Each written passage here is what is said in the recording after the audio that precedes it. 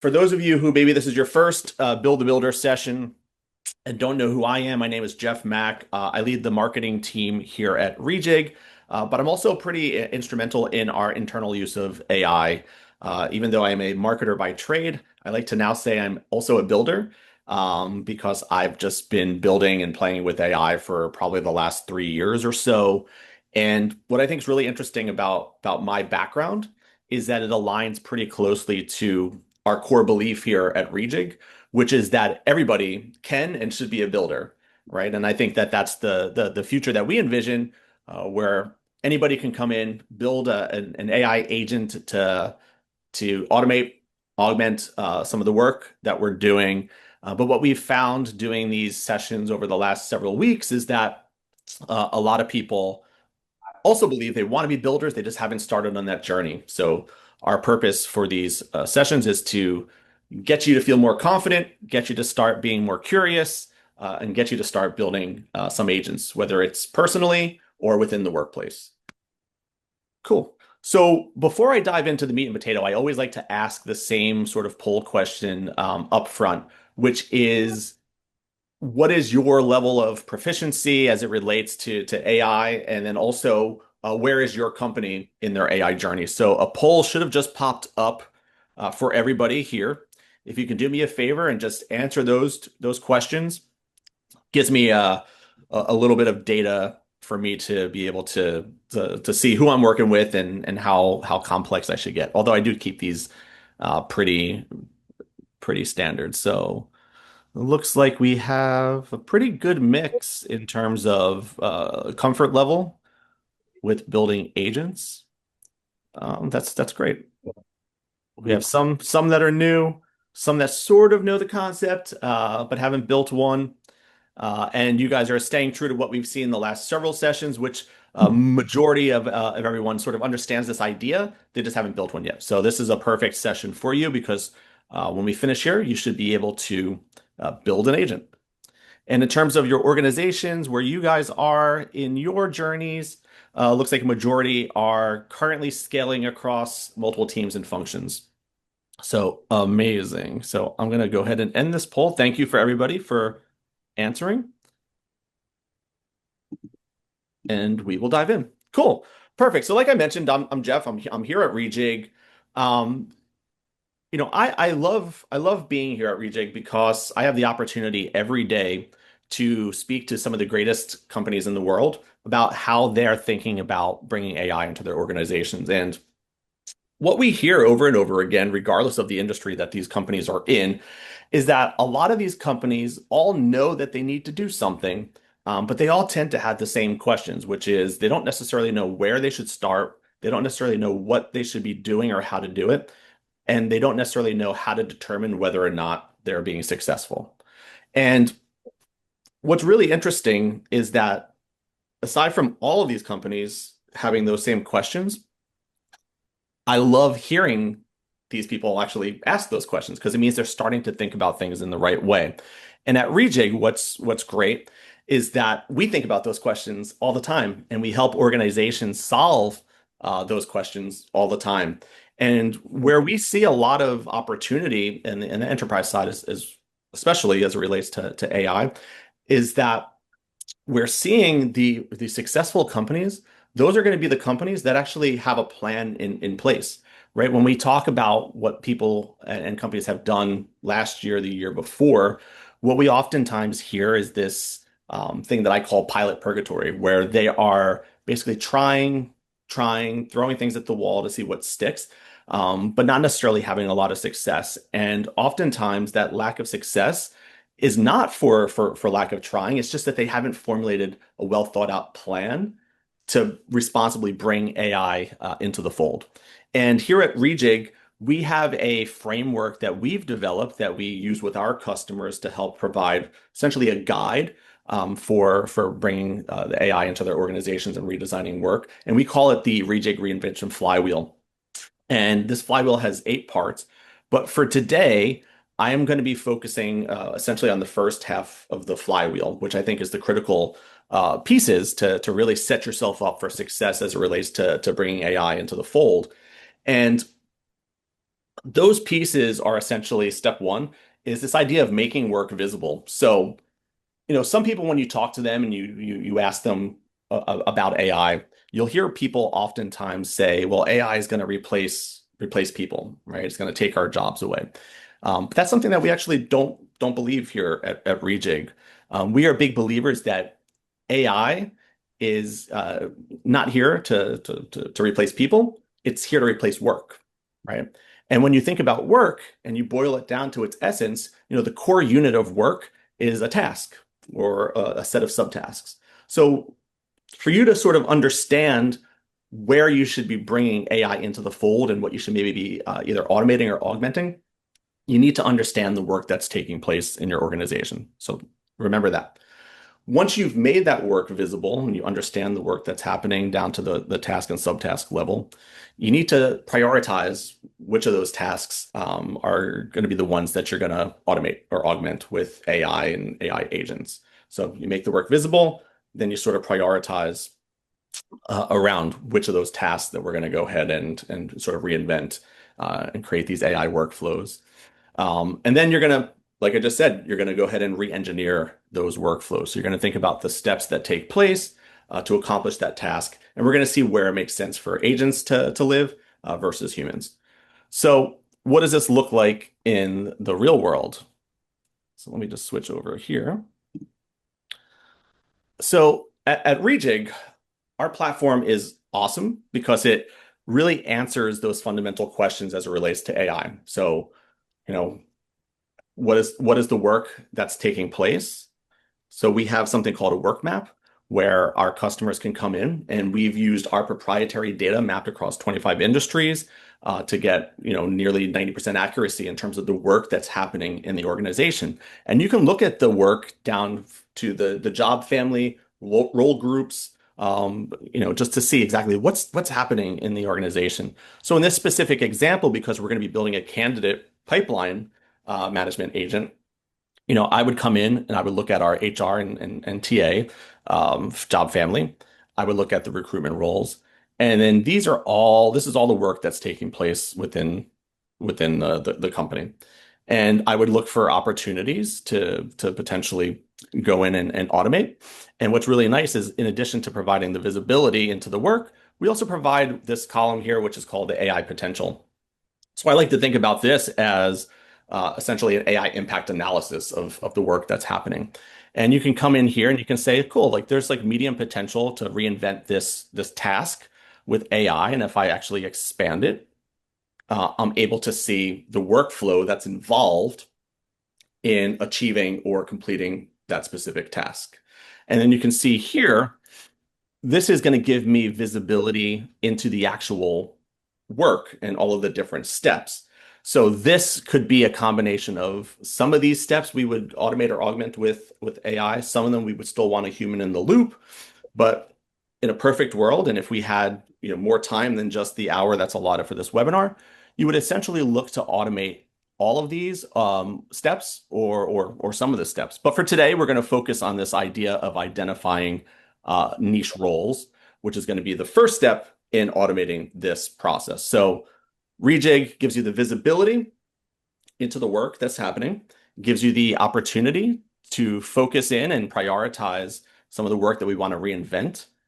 And then it also provides the AI impact analysis of which of those tasks could, should, and will ultimately be automated. So I'm going to pause for a second to see if there's any questions. So Kelly, let me know if there's any questions. So if anybody has questions about this beginning part before I dive into building the actual agent, throw it in the chat or raise your hand and we'll answer them before we move on to the next step.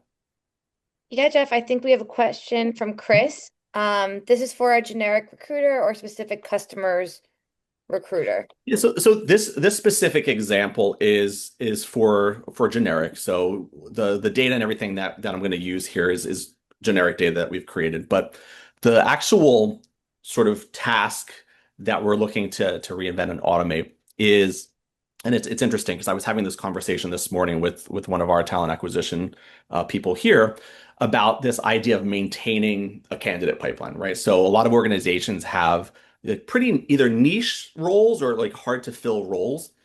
And you want to properly maintain sort of this pipeline of candidates when you actually need to fill those roles. And when I was talking to our TA person about what's like, a difficult part that takes up time or things of that sort. She had mentioned it's not necessarily only figuring out like what are those niche or hard to fill roles, but also like what does an ideal candidate look like for that, right? So like how do we build these candidate personas? And for her, that's something that was a very manual process, like trying to identify like who are we actually looking for these roles. But using this agent here and what we're going to do is we're gonna not only be able to use it for providing intelligence back to me as I'll pretend I'm a TA person in terms of like what are some of those niche roles, but it'll also do the hard work of building out a candidate persona profile based on a template that we've created internally. So it just is a way to sort of provide intelligence. Not only will it provide the intel back to me in terms of those roles, it'll also do some of the heavy lifting in with regards to building out that candidate persona using a template that I've defined. So hopefully that answers your question. Any other questions, Kelly, before we dive into the agent build? No, I think you're good to go, Jeff. Amazing. Great. Thank you. So I am going to switch over to Microsoft Copilot Studio. Cool. So like we do for most of these sessions, I'm going to demonstrate building this agent using Microsoft Copilot Studio, because what we've found is that this is a agent building solution that is relatively easy to use. It's what they would call a no-code or a low-code solution. And it also tends to be a solution that is available to people within an enterprise or an organization. So you may or may not actually have access to this. So the one caveat that I'll put out there before we dive in is that Microsoft Copilot Studio is different than Microsoft Copilot. So just because you have Copilot, that doesn't necessarily mean that you have Copilot Studio. So if you don't have access to Copilot Studio, my recommendation would be to ask someone in your organization if they can grant you access to this tool. But this is it's a great tool. It's fairly simple to use. What I will do is as I walk you through building this agent, um, the concepts are going to be the same if you were to use a different solution to build an agent. So if you don't have access to Copilot Studio, don't worry about it. The principles that we go through and sort of the steps that we go through to build this are going to be essentially the same if you were to use a different agent builder. So keep that in mind. So when you're in Copilot Studio, the first steps to building an agent are going to literally when you come to the home screen, you're going to click build new agent. And I've already done that because it does take a few minutes for Copilot Studio to provision the agent, and I didn't want to just have you guys staring at the little spinny Copilot icon. But once it's provisioned, this is going to be your overview screen where you're going to do most of the building. So first step is going to be providing a name for the agent. That may seem like a very obvious first step, but it is going to be a very, very important step in that if you're doing this at your organization, when you're building these agents, especially if you're publishing them, these agents are going to be accessible to everyone across your organization. So when you're giving it a name, it's important to give it a name that is very descriptive for what the agent does. Because if somebody else besides yourself, right, is out there and they're looking to see what's available, you want them to have an idea of what the agent does just by the name. So take a second and think about a decent name for your agent. Don't just call it Jeff's agent because that's not going to tell anyone what it actually does. And then the same thing would apply with providing a description. So oftentimes, people, because a description is optional, they'll tend to not provide a description. I would say think of a description as being a mandatory field when you're building things. Again, because these are all essentially going into a shared library where other people across your organization are going to be able to take advantage of the work that you've done. And I think what's really interesting to me personally is that this idea of agent libraries is going to become very, very important to businesses as we move forward and we start really bringing AI into the fold. So, got the name, you got the description. You're going to go ahead and you're going to save it, and that'll take a second. But while it's doing that, we'll move on to the next step. So the next step here is going to be to select your agent's model. So the model is going to be essentially the LLM or the AI solution that the agent is going to use to do its reasoning. And what's neat in Copilot Studio is that you actually have the opportunity to choose amongst a variety of different models. Out of the box, you'll have the OpenAI models, which is like the ChatGPTs, and you'll have the Anthropic models, which is like the Claude models. And which model you choose is really going to be dependent on what you're ultimately trying to have the agent do. So you want to try to balance cost versus quality of output, right? So if you're building a relatively simple agent that's just going to be retrieving knowledge from stored knowledge source, like not a lot of reasoning needs to take place there. So you're probably good choosing like a GPT 4.1 model, which is going to be I would call it like a power horse model in that it can do a lot of things really, really well, and it's going to do them really efficiently. So it's not going to gobble up a lot of tokens. So for most of the agents that I build, a GPT 4.1 model is perfect for me. So that's the one that we're going to ultimately choose here. But to give you some insight into why you would choose a different model, again, it's going to be based on the complexity of what you're trying to output from the model. So if you were looking to do something that maybe needed to do a lot of deep reasoning or a lot of deep research, you probably wouldn't want to use a GPT 4.1 model. You'd probably want to use GPT-5 either auto or like a reasoning model, which is going to be more complex. So it's going to take a little longer for your output to be generated, but you're going to get a little bit more thorough output. Those are also going to be more expensive in the long run, though, because they're going to eat up tokens at a faster clip. And then the same thing with the anthropic models. So a lot of people are really focusing a lot of their attention on Claude as their model of choice. I personally tend to use Claude a lot for a lot of the things that I'm doing, just because I found it to be a little bit better with some of the output and things. But the same justification and thinking is going to apply here. If you chose to use an anthropic model, you would want to make sure that you're using the right model. So if again, simple task, simple agent, you probably would want to use Sonnet. If you want something with more deep reasoning, more complexity, you would want to use Opus. But again, you got to weigh the output with the costs, how long it will take to generate all of that. So Reach out. let me pause, Kelly, because I tend to get a lot of questions as it relates to models. So if anybody has a question regarding models, drop them in the chat. If not, we'll keep cruising. So Kelly, let me know if there's anything that pops in on the models. Yep, I'm looking. I think we're You good. good? Yeah. Cool. Amazing. All right. The next step. Oh, you know what, Jeff? Yep, Sorry. go ahead. We do have a question from Daphne. Um, she says, like Claude for biz slash deep research, Gemini for general research. She just made a comment. I'm so sorry about that. But No, thank you, Daphne, for your comment. Daphne, thank you. And please make comments too in the chat. Um we want it to be as active as possible so that everybody gets value out of it.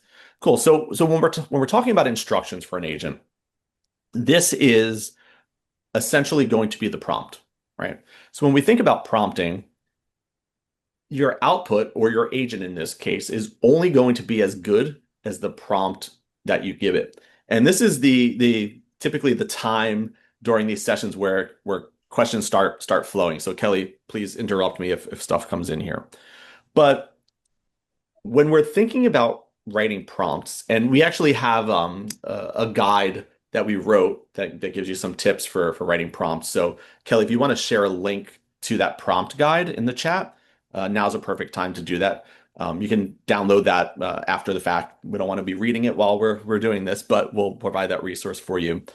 But when you're thinking about a prompt, it's really important to be as thorough as you can. And what I like to tell people is that you actually want to be more thorough than you think you need to be. And I'll often in these sessions tell the story of my wife coming into my office when she sees me working and I'm, creating a prompt, either in Claude or ChatGPT, and she stares at it and says, "What are you doing? You're writing a novel. You probably could have just written the output that you needed in the amount of text that you've put into your prompt." Um, but I end up getting really good results from these really complex, long prompts that I create. To sort of turn that on its side, when I go into my wife's office and look at her when she's on Copilot, she'll just type like one sentence in, and then her output is going to ultimately be pretty sparse and not great, maybe good enough. But that just illustrates the better the prompt, the better the output. And the better the output, the better the agent that you're going to have here.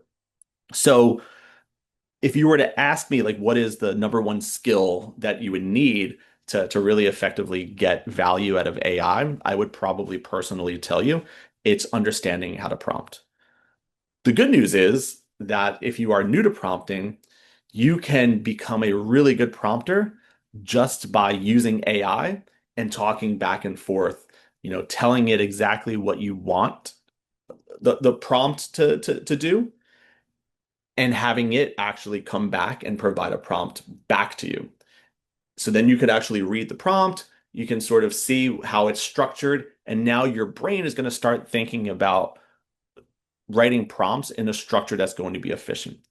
And when I write prompts, I tend to try to follow a pretty consistent formula, if that's the right word, for what I want to include in every prompt that I'm writing. And the formula, and I believe this is in the prompt guide, but the formula that I use when I'm writing prompts is I first want to define the role. So I want to make sure that I'm telling the AI who it's going to be for the task that I'm going to ask it to do. So that may sound a little crazy, but it's like a very important first step. So if I, as a marketer, am looking for AI to help me potentially maybe write some copy for a landing page, I will tell it, you are a marketing manager with expertise writing high converting landing pages. So very, very obvious in terms of who it is. So you want to make sure that you define the role in your prompt. Then you want to make sure that you define the rules. This is going to be the what. What should it do? Then you want to have well-defined inputs. So inputs are going to be, you want to tell it where it should be finding data, what data it should use, what data it should not use. You want to be very, very uh, deliberate in telling it about data and those inputs. Then you want to actually define the output in your prompt. So you want to tell it exactly what you expect it to deliver to you in what format. If you're somebody who likes to be really well organized, you want it to tell it that you want this to be well organized with section headers, all of those things. And then finally, you want to make sure that you provide the guardrails for the AI. So things that it cannot do. So you want to provide the scope limits and the tone that you want it to take and all of those fun things. So those five things, the role, the rules, the inputs, the outputs, and the guardrails, you want to include that in your prompt. Cool. So now to write the prompt, especially if you're fairly new, Microsoft has something called a prompt coach. So the prompt coach is going to allow you to provide sort of plain English in terms of like what you're trying to achieve. And it's going to spit back out to you a pretty well formatted prompt. And this would be something that I would recommend everybody use if they're new to prompting. And I'll show you sort of what that looks like. So for this agent that we're building today, I've gone ahead and have essentially told it what I'm trying to get it to do. So again, and this could be like a brain dump too. Like you don't have to necessarily be super well organized. But for this specific agent, right, I want to create a prompt for Microsoft Copilot Studio. So I'm telling it which technology I want the prompt to be. It's actually pretty important because it'll think about the differences between Copilot Studio versus maybe another solution. So let it know where this is going to be used. And then I want this agent to help recruiters and talent pipeline managers analyze historical requisition metrics to identify critical roles and draft candidate personas for those roles. Okay. The prompt should, right? We're going to tell it sort of the rules, what we want it to do. We want it to define the agent's purpose clearly. We want to use a formal, professional, analytical tone. We want to instruct the agent to use only approved enterprise metrics and templates from the knowledge base. We want to tell the agent not to invent metrics. Very important, right? We want to tell it what not to do also. So we do not want it to invent anything or make assumptions because we want to do our best to really eliminate any potential hallucinations or things of that sort. So again, be more prescriptive and more descriptive than you think you need to be. We want to tell it, right, what are the tasks that it's going to do. So this specific agent is going to do two things essentially. It's going to first identify the critical roles by looking at some of the data that we have, and I'll show you more about that data when we talk about knowledge. And then we also wanted to generate that candidate persona for each of those roles using the persona template, which we've put together. I'll show you where that is as well. Go back. All right. Well, if the data is not available in the knowledge base, we want it to tell us it's not available, right? And we want to tell it exactly how we want that output. So if you put that in here into prompt coach and you enter, what you're going to end up with is a beautifully formatted prompt. So here, right? Purpose, it's telling the agent what its purpose is. It's providing the guidelines that you've set forth, right? It's being sure to tell it, do not invent anything, do not make assumptions, right? We only want to use the data that we have. It's talking about data integrity. So you can see, like, based on sort of the little bit of information that I gave it, it's going to come back with a really thorough, very well organized prompt. And we'll go through and we will share the prompt for this specific agent in an email that we deliver after the fact. So we'll send an email afterwards. I believe it'll have a recording of today. It'll have some of the key resources. So you'll get this, I believe, in the email. But you can see here, pretty thorough, well thought out prompt. So once we have our prompt in place, we will go back here and we're going to go ahead and we are just going to add that prompt as the instruction. And I've gone ahead of time and I have. Jeff, we Yes, do go have a ahead. question from Chris. It might be Yeah. helpful just to give context. Is Copilot Studio not as good at this step or as fast? Because he made a point that you always use the prompt coach to workshop the prompt. So you don't always. So, but I'm sorry, was it Chris, the Yes. person that's Chris? Yeah. So I personally would not use a prompt coach when I'm writing my prompts, just because I've written prompts for a really, really long time and I know pretty much exactly what I'm looking to get out of it. So if I were building this and not showing everybody on this session how to do so, I would have just dove right in and started just writing the prompt. And what you would have probably noticed is the language that I pasted into prompt coach, that is something that I wrote. It almost sounded like a pretty good prompt just because my brain has sort of been trained on writing those prompts. But I personally, I think as you get more experienced with prompting, you won't necessarily need to use a prompt coach. You would just go ahead and enter in your prompt, or you would use like a different tool. So, for me, like sometimes, like if I'm building something that's like a little bit more complex of a prompt, or if I'm building like a skill for Claude, I will just go back and forth with Claude to actually have it not only help me write that initial prompt, but also refine that prompt, right? Which is going to be something that's also really, really important. I don't want everybody on this session to think that a prompt is like a one and done thing. You're going to want to make sure that you modify this prompt based on your testing, based on your output, and based on just your general knowledge of and experience of interacting with the agent. Because what you're going to find is that it may produce a really great answer or a really great output, for what you're looking for today. But maybe next week when you go to run it again, you're going to say, oh, you know what? Like, I wish it actually did this thing too, or I wish it did this thing different. So you're going to want to go back and you're going to want to modify to get it to the place that you want. but eventually, like you'll just go in and start prompting. So I don't know if that necessarily answers your question perfectly, Chris. Let me know if that answered it or if you want me to expand on Yeah, that that. was good. Thank you. That's good. Cool. Thanks, Chris. Cool.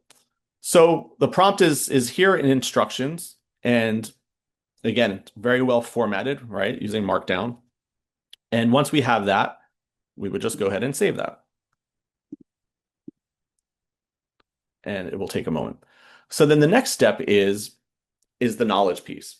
So knowledge is also going to be really, really, really important. And especially for this agent, because if you remember when we were telling it how we wanted it to behave and when we looked at the prompt output, we told it we really did not want it to make stuff up. We really did not want it to assume anything. We really wanted it to look at our internal data.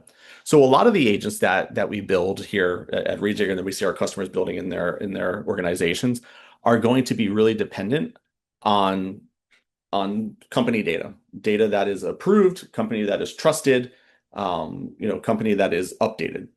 So with that being the case, you want to make sure that when you're adding your knowledge to the agent, you have those guardrails here. So a way that we see a lot of organizations using knowledge or attaching knowledge to their agents, especially in Microsoft Copilot Studio, is that they'll have a SharePoint site. So if you think about it, like an HR organization, they may have their own SharePoint.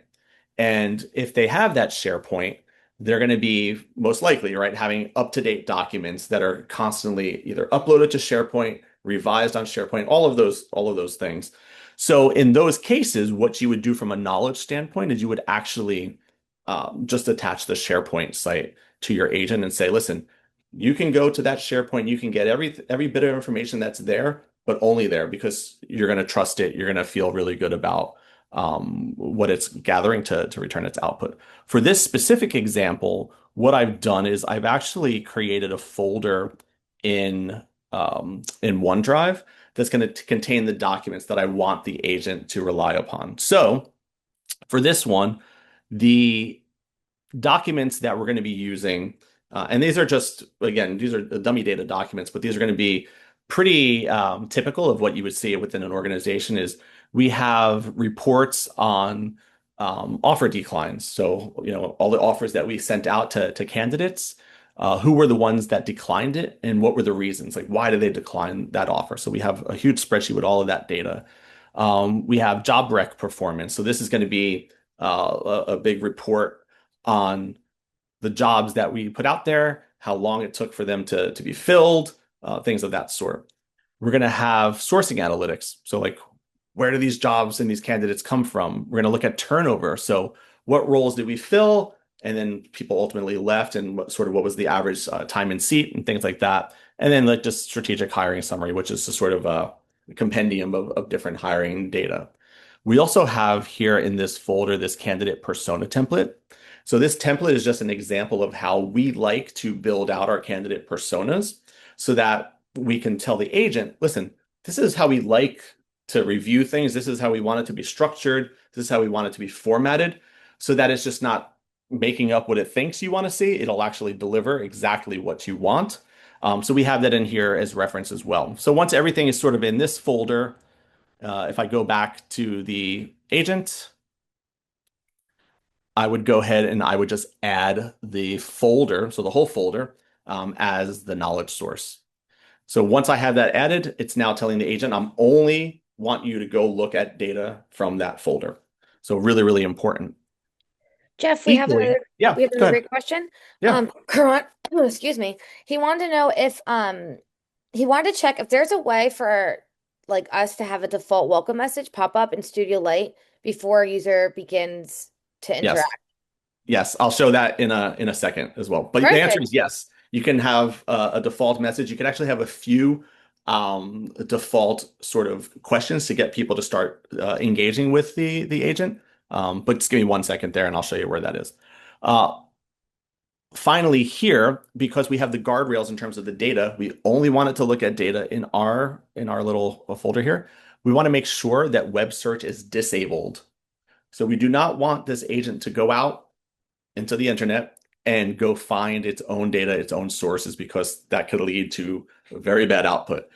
So if you are guardrailing your data and you're confining it to either a folder or a SharePoint, um, please, please, please make sure that you tell it to not go out and do web search. Um, Very, very important. So we're basically at this point now done with our agent. But before we start testing it, I wanted to just continue down to see some of the other options that would be available for you.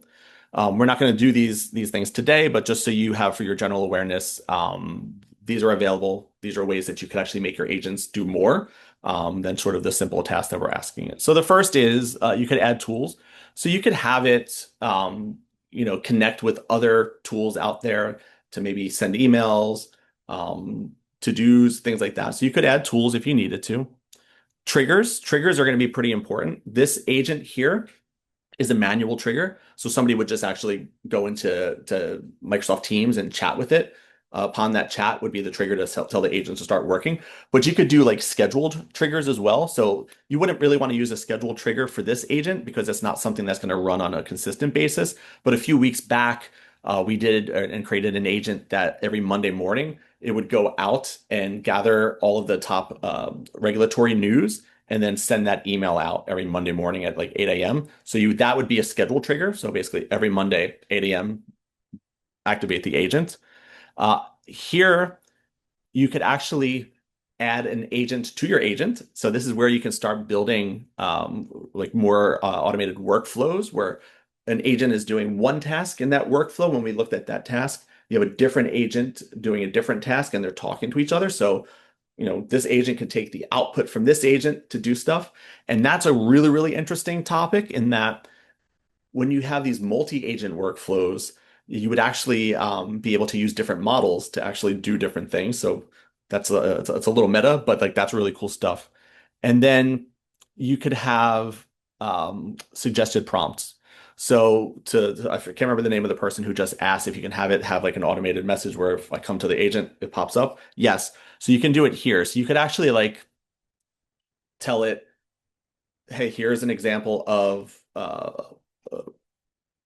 a prompt to get started. And maybe there's three different options. So maybe the one is like, hey, I just want to know like what are the three most difficult roles to fill here. Maybe the second suggested prompt is, hey, can you build me a candidate persona for a role? And then you just type in the role, so stuff like that. So you would use this to provide either the welcome message or the recommended starting points. So hopefully that answers your question there. And Jeff, So, Chelsea yep, just wanted to know if do you have any idea if you could connect this to your LinkedIn recruiter platform as a tool? great question. I don't know the answer to that. So the answer is I'm not sure because I just don't know. I know LinkedIn historically is often pretty protective of access to any of their systems. Um, so I don't know that you would be able to connect an external agent into Recruiter. I do know that LinkedIn Recruiter does or will be rolling out some AI features within their own platform. But I'm not sure if you can connect an agent to either pull, retrieve. I don't know. We can find out for you and maybe let you know. But best bet would probably be to look at some of the LinkedIn resources. Cool. Any other questions, Kelly, or can we test this to see if it works? I think let's test it. Let's test it. All Yeah. right. So we've built this agent. We now want to test it. So in Microsoft Copilot Studio, there is this testing window. So I can go ahead and say, based on our data, what are the top three roles with the longest time to hire? If this works, and it should, it will go retrieve all of the knowledge. It'll look at all of the data in those reports that we've generated, and it should provide me an answer. And it does. Cool. So it's telling me here that the based on historical metrics, here's the three toughest or longest average time to hire: data scientist, senior software engineer, technical account manager. Cool. So that worked. And then I always like to also ask it a more complex question. So we said that this agent, in addition to providing this intel back, it should be able to write a candidate persona for us. So for this test. I want it to identify the most critical engineering roles by a hiring volume, and I want to generate a candidate persona for it. So let's see. Hopefully this one works now. So now, in addition to just providing like this insight, it should now properly format back the candidate persona. And here we go, right? So you can see here, it's now providing the candidate persona back to me in terms of what I should be looking for. And this is doing it in a format that I have defined. So this is literally based on that persona template that I've built and I added to the knowledge base. So now my talent acquisition friend here knows exactly what they should be looking for when they're in Recruiter, going out and looking for potential candidates to fill that pipeline for those hard to fill roles. And then finally, I also like to do what I call negative tests.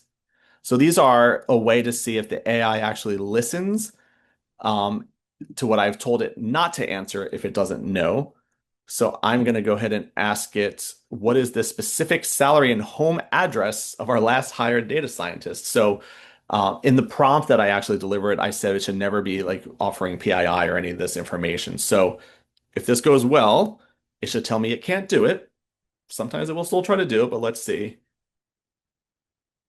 Can't provide that information. So it actually listened to what we told it, and we now have a candidate pipeline agent for us where our TA friends will be very, very happy that some of this work can be done much more quickly.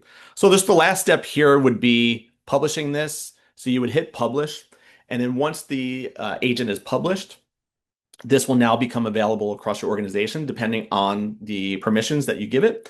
So some of your teammates can have access to this through Copilot. Or what I like to do with a lot of the agents that I build is I like to make them available in the places and the tools that everybody's already using. So Microsoft Teams is a great example. Once this is published, you could actually just add this to Microsoft Teams, and it could be added so that everybody on Teams can access this agent. Or what I'll do typically is I'll add it to a specific channel. So if I have a channel for my TA team, I would add it to that channel so that all of the TA people could just use it either right from that channel or via direct message. So that just makes it easier because they're probably in Teams all day long anyway, so they can just do their querying in Teams, return their answers, and all of that stuff. So we're good. So that is our agent. We have Jeff, Yeah, go ahead. another great question. Could you speak, Daphne wants to know, could you speak a bit more about candidate persona? Like what framework do you use, if technical, soft skills, etc., and Mhm. how to consider organizational context or culture? Great question. So let me pull up the persona doc that we put in here. So you should be able to see this. So let this load. So while this loads, it's interesting. That's a great question also. And I tried to get our TA person to join this webinar, but they unfortunately, I think we're interviewing someone. So again, this, I mean, I'm not a recruiter. I'm not in TA. So this persona template is probably pretty basic. Um, so you could use any framework that you wanted. You could use any structure that you wanted. So oftentimes organizations will have a persona template in place that they've used, that they've developed over time. Definitely use those documents as the template for your output. But for this specific example, I mean, we kept it really straightforward. So it's just professional background, some of the key skills, must have hard skills, things like that, the motivations and goals, the pain points. You could, if you don't currently have a template, you could do like a deep research project within like ChatGPT or Claude or even Copilot or Gemini, wherever. I would recommend you do like a deep research where you go back and forth to develop a persona template. So I'm like the king of when I'm trying to develop something. I love using the word best in class or 10 out of 10. It's actually really funny. Like if you don't use like 10 out of 10, this is just a Jeff tip and trick. Like you'll produce something that you think is pretty good. I'll oftentimes say, hey, rate this on a scale of 0 to 10. And it's interesting. You would think that the AI would always try to produce a 10 out of 10 output for you, but very often it'll tell you that it produced an 8 out of 10 document. So then for me, the next step would be amazing. How do we take this from 8 out of 10 to 10 out of 10? And typically what I found is that that actually cleans up the output and improves the quality like pretty decently. So I would say if you don't have a persona template, go back and forth. Start with asking like an AI tool to do a deep research project to go out and find examples of best in class candidate persona templates. See what your output is. Go back and tell it what you like about its output, what you don't like about its output.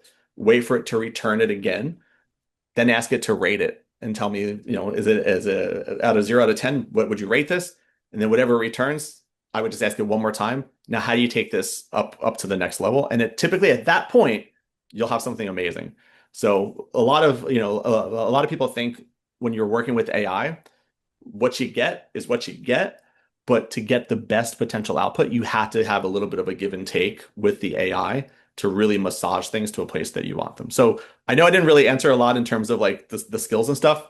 If that is something that is seriously of interest to you, reach out to myself or Kelly, reply to the email, and I'll connect you with our TA person. They'll have a really awesome perspective on that. Cool. And then Jeff, we have another question. Yeah, Um, I just put your LinkedIn there for anybody too. But perfect. yes, you can reach out to me or Jeff via email, but LinkedIn's also a great way. Another question is, once an agent is published, do the things it works on for one person become visible to others? So for example, if I ask it to work on HR roles and my teammate uses it for finance roles, No. we'll tell them about, no? No, it won't. It'll be almost independent. So it'll be working for you.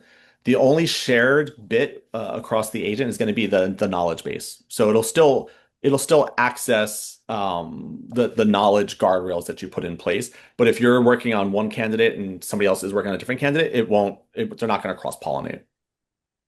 Cool. And do you know, Jeff, does it work with non-MS data sources? Yes. So you could have it go to a website. You can have it go to like a Google Drive folder if you wanted. So yeah, you can it can be essentially any data source that you want. Just for this one, we're standardized on Microsoft, so I figured let's keep it all in-house and make it easy. But yes, you can have a knowledge base or a knowledge source be essentially anywhere. Do you know, this is actually a great question. I know a lot of people use it. Do you know, what about an application like Salesforce? So yeah, so Salesforce should have like an MCP or like a data source where you can connect your agents to Salesforce and it could retrieve Salesforce data and vice versa. So you should be able to do that. That's where it gets really fun, guys, when you're starting to build agents that are pulling from different data sources, different MCPs, pushing things into like Figma to design stuff. But those are complex and we would need more than 1 hour to build those. So cool. Any other questions, Kelly? I think we're good. I think Daphne just wanted clarification before of what you were speaking on.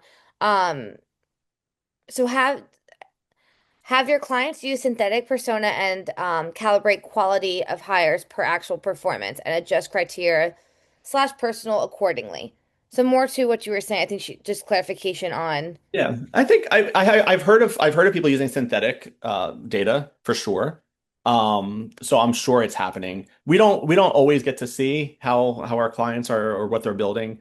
But I've definitely have heard anecdotally like people using synthetic data or synthetic personas for stuff. Like I've used synthetic personas for stuff in the past. Some market research, some qualification, stuff like that. So it definitely happens out there. So then the last thing before we leave here is so if you guys remember when I was in the Reejig platform, we talked about making work visible and having that visibility, into the tasks that are taking place in your organization and sort of what the potential is for AI augmentation or automation.